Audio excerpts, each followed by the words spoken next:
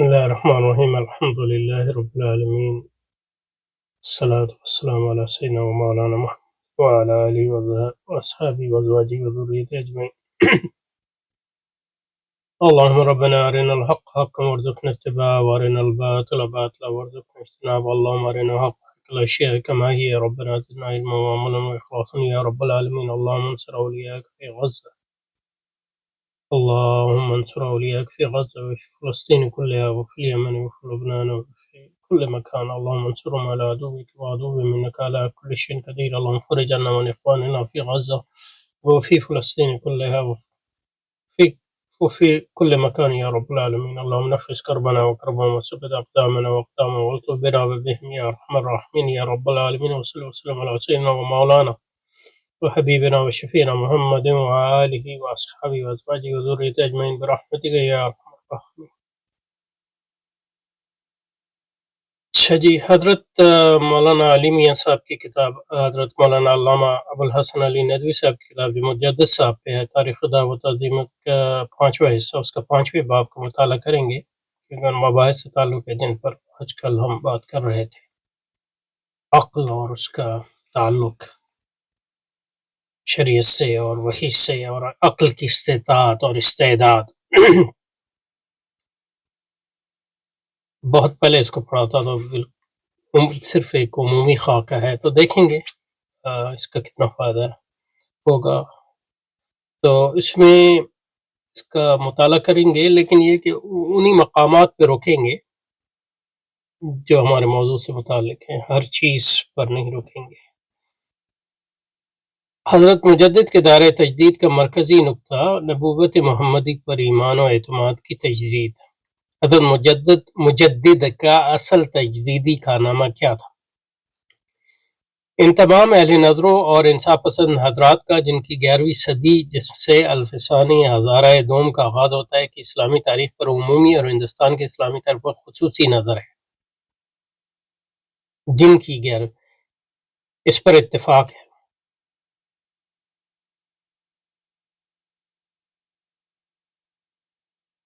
یہ ایک عمومی دعویٰ ہے. اب آپ نے کیا سارے اہل نظر اور انصاف پسند حضرات کا کوئی ڈاٹا بنایا ہے؟ اس پر اتفاق ہے کہ حضرت شیخ احمد سرہندی سے اسلام کی حفاظت و تقویت کا وہ تاریخ ساز اور عہد آفرین کام انجام پایا جس کو حدیث کی سادہ و معروف اصطلاح میں تجدید کہا گیا. سنن ابی داود کی مشہور روایت ہے، ان اللہ عز وجل یبعث لهذه الامة على رأس كل 100 سنة من یجدد لها دینها. اللہ تعالیٰ نے ہر صدی کے سرے پر ایسوں کو اٹھائے گا جو اس امت کے لیے اس دین کو تازہ کر دے گا. ایسے کو اٹھائے گا، لیکن من جو ہے عربی زبان میں فرد کے لیے بھی استعمال ہوتا ہے اور گروہ کے لیے بھی استعمال ہو سکتا ہے. فرد ہونا ضروری نہیں ہے، جو ہمارے اساتذہ نے کہا ہے. اس حدیث کی شرح و تفصیل کا ملاحظہ کتاب جامع المجددین عبداللہ اباری ندوی صاحب پر مولانا سید سلمان ندوی صاحب کا فاضلانہ مقدمہ. اور جس نے اسلام میں ایسی شہرت حاصل کی ہے کہ وہ ان کے نام کا قائم و مقام بن گیا ہے، یعنی مجدد، جس کی مثال اس سے پہلے نہیں ملتی. یہ کام کیا تھا؟ روح و فکر اسلامی کی جلا و تازگی، وقت کی اہم ترین اور سنگین فتنوں کا سدباب اور استحصال، نبوت محمدی اور شریعت اسلامی کی صداقت و ابدیت پر اثر نو اعتقاد و اعتماد بحال کرنا، ریاضت و اشراقیت پر مبنی اس روحانی تجزیہ و تلاش حقیقت و خدا رسی کی کوشش کی طلسم شکنی جو محمد عربی صلی اللہ علیہ وسلم کی پیروی اتباع سے بے نیاز ہو. صرف وہ یہ ہمغوث اور وحدت الوجود کے عقیدہ اور نظریے کی پردہ کشائی جو اپنے غلو اور مبالغے اور اشاعت پر مقبولیت کی نقطہ نظر پر پہنچ چکا تھا، جس سے عقائد میں تزلزل اور مسلم معاشروں میں انتشار پیدا ہو رہا تھا. اس کے متوازی وحدت شہود کے مسئلہ نظر مرتب مدل شکل میں پیش کرنا بدعت، یعنی ایک مستقل تشریح کی شکل اختیار کر لی تھی، کھلی ہوئی تردید و مخالف جس کو بدعت حصے کے وجود سے بھی انکار، اور پھر آخر میں ہندوستان میں اسلام کے اکھڑتے ہوئے قدموں کی زمانے اکبری عہد کے مخالف اسلام اثرات کو ختم کرنے اور ہندوستان میں ایک ایسی تجدیدی دینی انقلاب لانے کی حکیمانہ اور کامیاب کوشش جس کے نتیجے میں ایک طرف اکبر کے تحت تخت پر محی الدین اورنگزیب متمکن ہوا کہ بنیادی طور پر یہ بھی آپ کے متبعین میں سے ہیں اور شاہ ولی اللہ بھی آپ کے متبعین میں سے ہے. تو حضرت امام مجدد الفسانی جو ہے پوری ایک تحریک اصلاح اور تحریک یعنی علمی کام اور عملی انقلاب دونوں کے امام ہیں اس لحاظ سے اس سلسلے کے. اور جب تک ہندوستان میں ہندوستان یعنی برصغیر میں اسلام کام باقی ہے اور علم و عمل باقی ہے، یہ آپ کا سلسلہ بھی انشاءاللہ جاری رہے. ان کے خلفاء اور تلامذہ کا وہ سلسلہ وجود میں آتا ہے جو روحانی اور باطنی طور پر اس سلسلے میں وابستہ اور منصوب، جس نے اشاعت و ترویج کتاب و سنت، اس کی تفہیم و ترجمانی اور ان کے سلسلہ درس و تدریس، مدارس کے قیام، تزکیہ و تربیت باطنی، اصلاح عقائد و رسوم کے عظیم شان کام کو انجام دیا. پھر آخر میں جہاد و سعی اعلاء کلمت اللہ کے ذریعے نہ صرف یہ کہ ہندوستان میں اسلام کو قائم اور شجر اسلام کو پلتا پھولتا رکھا، بلکہ اس کو عالم اسلام میں دینی علوم بالخصوص علوم کے پھر دعوت کا مرکز بنا دیا. لیکن اس وسیع و تجدید دائرۂ عمل کا نقطہ مرکزی حضرت مجدد کا وہ اصل تجدید کام ہے جس کو ان کے سارے تجدید کاموں پر فوقیت حاصل ہے. لوگوں نے اپنے ذوق و رجحان کے مطابق اس کا جواب دیا ہے. وَلِلنَّاسِ فِيمَا يَعْشِقُونَ مَذَاهِبِ، ان میں 3 گروہ خاص طور پر قابل ذکر ہیں. اچھا جی، اب اس میں یہ ہے کہ مطلب جب ایک مجدد چلا جاتا ہے نہیں، لوگ جو ہیں جب کتاب لکھتے ہیں تو ظاہر ہے اپنے نقطہ نظر کے لیے دینی سو اپنے نقطہ نظر سے ہی لکھتا ہے ہر کوئی. تو مجدد صاحب کو جو لوگوں کا نقطہ نظر ہے وہ چیزیں ہائی لائٹ کرتے ہیں. اس کا مطلب یہ نہیں ہے کہ صرف وہی ان کا کام ہے وغیرہ. اور حقیقت میں اہل انصاف چاہیے جو مطلب حقیقت ایک بیلنس ویو پوائنٹ کو یعنی نقطہ نظر کو پیش کرنے کے لیے منصف چاہیے. اور اہل انصاف بہت کم ہیں، یعنی علماء کے گروہ میں بھی بہت کم ہیں، صوفیاء کے گروہ میں بھی بہت کم ہے. 6 جائے کہ عام مسلمانوں اور کفار کی تو بات ہی چھوڑیں. اچھا، ایک وہ گروہ ہے جو کہتا ہے کہ اس لیے مجلس انہوں نے ہندوستان کو اسلام کے لیے دوبارہ بازیاب کیا، اس کو برہمنیت یا وحدت ادیان کی گود میں جانے کے بجائے دوبارہ محمد صلی اللہ علیہ وسلم کے دین کی طرف نگرانی میں دی. اب اس میں ظاہر مبالغہ آرائی ہے. مجدد کا مطلب یہ نہیں ہے کہ مجدد کے بغیر سارا اسلامی ختم ہو جاتا ہے ہندوستان میں، لیکن یہ کہ اس کی اب یعنی اہم پہلوؤں کی اصلاح کی ہے یہ اور اس کی تجدید کی. تجدید کا مطلب یہ نہیں ہے کہ اس مجدد کے بغیر جو اسلامی ختم ہو جاتا. تو یہ ایک مبالغہ آرائی ہے اور اس کو 11ویں صدی کی اہم صدی میں اس انجام و حشر سے بچا لیا جو اس کو 13ویں صدی ہجری میں ہونے والا تھا.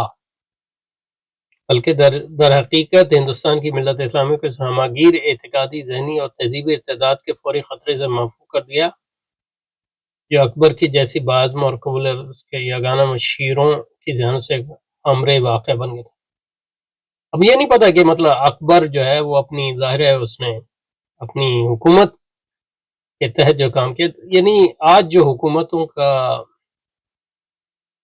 اثر و رسوخ ہے وہ اس زمانے میں نہیں تھا. اور یہ مطلب اکبر نے ظاہر ہے کہ گمراہی پھیلانے کی کوشش کی، لیکن اس کا اثر کتنا تھا یہ اب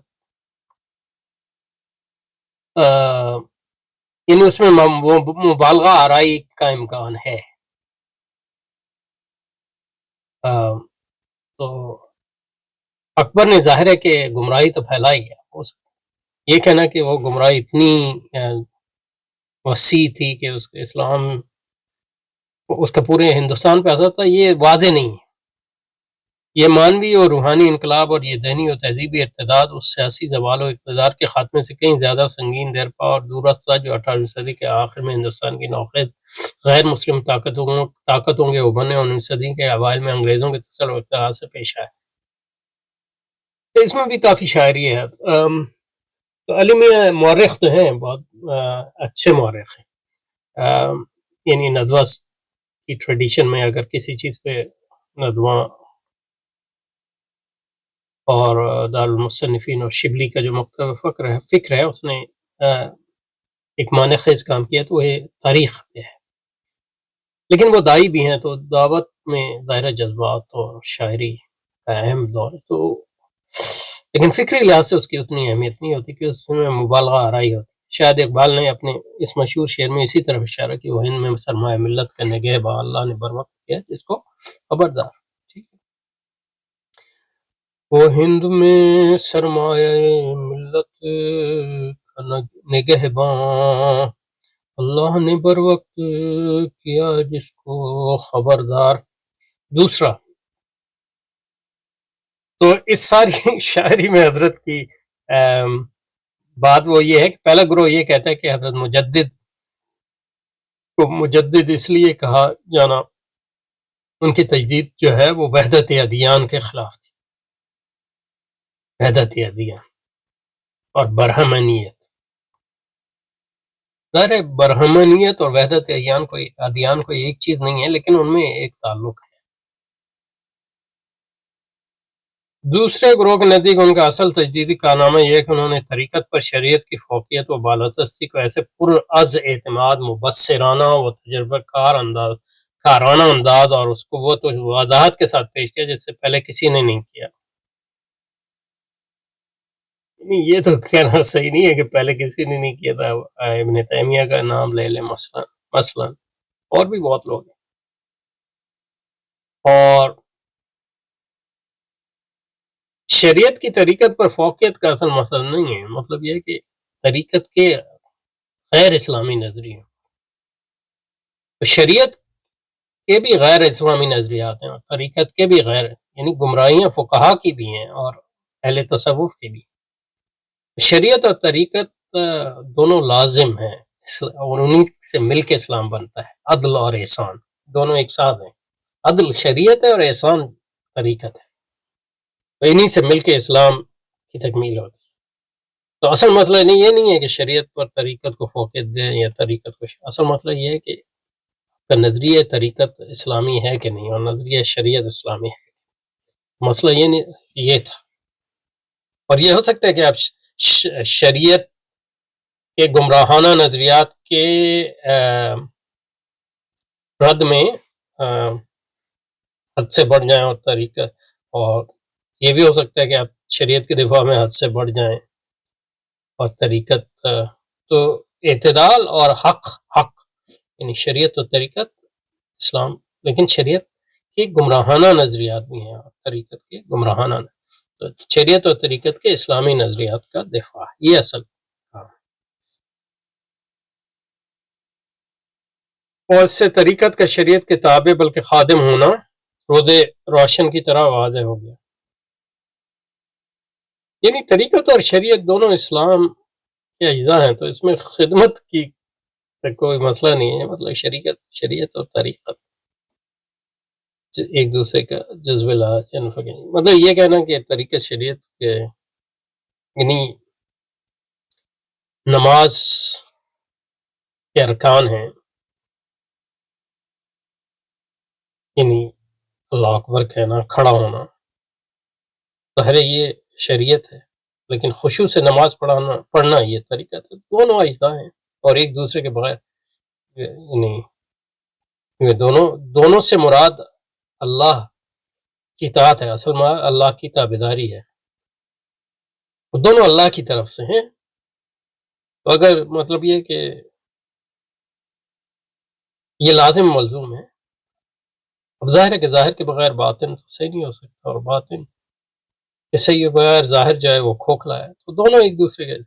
اس لحاظ سے مطلب یہ کوئی ضروری نہیں ہے کہ خادم ہے، اس میں طریقت کا مقام جو ہے کم ہو جاتا ہے. حالانکہ لیکن یہ کہ طریقت کا مقام تو بہت اعلیٰ ہے، لیکن وہ شریعت کے بغیر ناممکن ہے، اور شریعت طریقت دونوں اللہ کی طرف سے ہیں، تو اس میں یعنی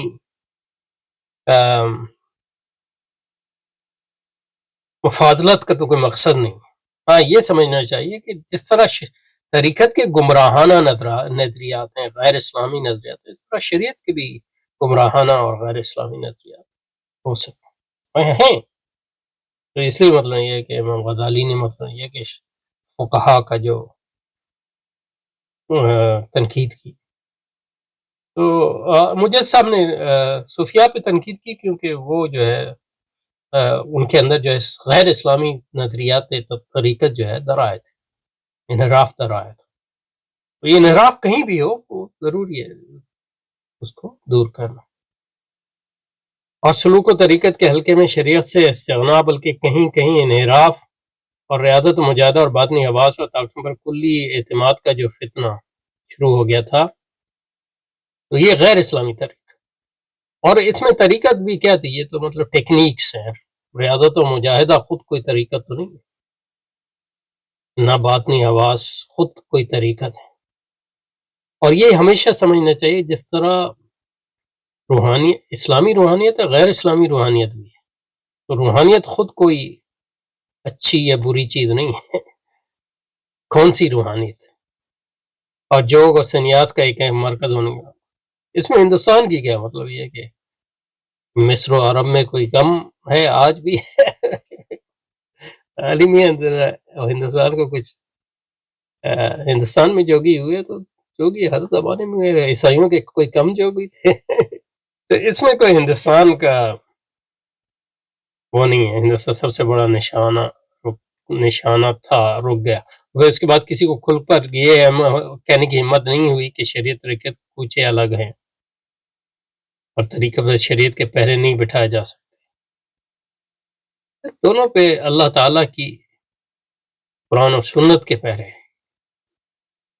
اور اجماع امت کے پہرے یہ صحیح مطلب شریعت اور طریقت دونوں کا منبع ایک ہے.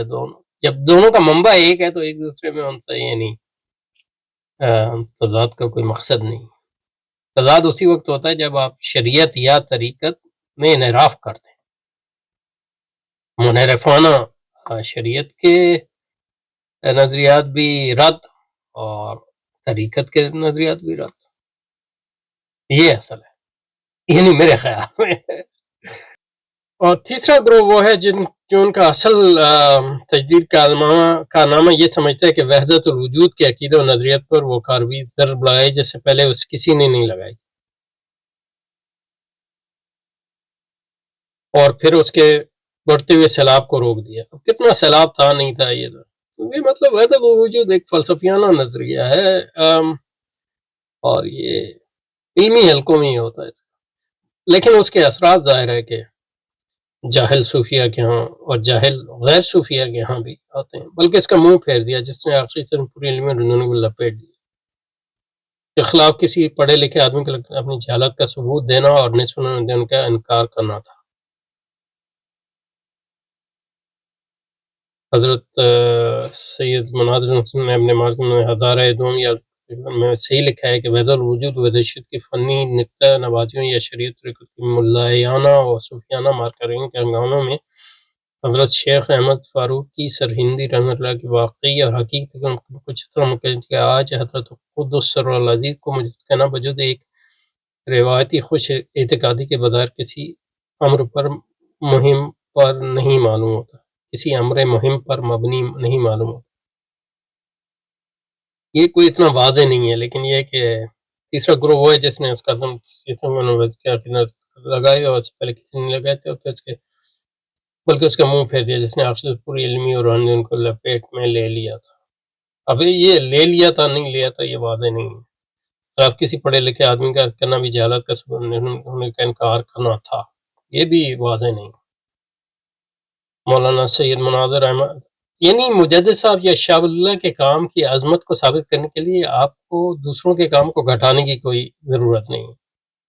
یہ ایک اہم بات ہے. ہمارے یہاں ایک بڑی عجیب بات ہے کہ حضرت شاہ اللہ حدیث لائے، مجدد عبدالحق محدث دہلوی کہاں چلے گئے، اور دوسرے جو حدیث کا کام شروع سے ہو رہا وہ کہاں چلے گئے. تو یہ یعنی ہمارے ہاں ایک یہ ہے کہ ہم سمجھتے ہیں کہ شاہ ولی اللہ کے کام کی عظمت ثابت کرنے کے لیے ضروری ہے کہ پہلے جو سارا کام ہوا تھا اس کو بیکار ثابت کریں، اور مجدد صاحب کے کام کو ثابت کرنے کے لیے ضروری ہے کہ یہ سمجھیں کہ مطلب ہندوستان میں تو اندھیرا ہی اندھیرا تھا. یہ کوئی ضروری نہیں. اور باقی یہ جو حضرت مناظر صاحب کا یہ نقل کیا، یہ مجھے ابھی سمجھ میں اس کی یعنی مقصد اس کانٹیکسٹ میں سمجھ میں نہیں آیا، لیکن ہو سکتا ہے آگے واضح ہو جائے۔ تو یہ 3 وجوہات کی بنیاد پہ لوگ سمجھتے ہیں کہ حضرت مجدد کو مجدد کہا گیا۔ پہلا یہ کہ وحدت الادیان کا رد کیا انہوں نے، دوسرا یہ کہ انہوں نے دوسرا کیا تھا، شریعت بالادستی ثابت کی، اور حقیقت میں مطلب صوفیہ کے طرف سے آئے ہیں تو اس کا پھر صوفیہ پہ اثر بھی ہوا، اور تیسرا یہ کہ وحدت الوجود کے خلاف بات کی اور اس کے کریٹیک ڈیولپ کی، وحدت الوجود کے جو بھی غلط نظریات۔ تو یہ تینوں کام آپ نے کیے۔ اب اس میں اصل آپ کا کام کیا تھا، یعنی یہ بھی سمجھ سکتے ہیں کہ یہ مجموعی کام ہے، تینوں کام اہم ہیں اور تینوں کی وجہ سے آپ مجدد ہیں وغیرہ۔ لیکن حضرت علی میاں کیا کہتے ہیں اس کو دیکھیں۔ اوکے، اس پہ رکتے ہیں کیونکہ یار یہ پھر یہ ایک بحث ایک لحاظ سے ختم ہوئی ہے۔ سبحانک اللہم و بحمدک، نشہد ان لا الہ الا انت، نستغفرک صلی اللہ وسلم علی سیدنا محمد وعلی آلہ وصحبہ وذریته اجمعین۔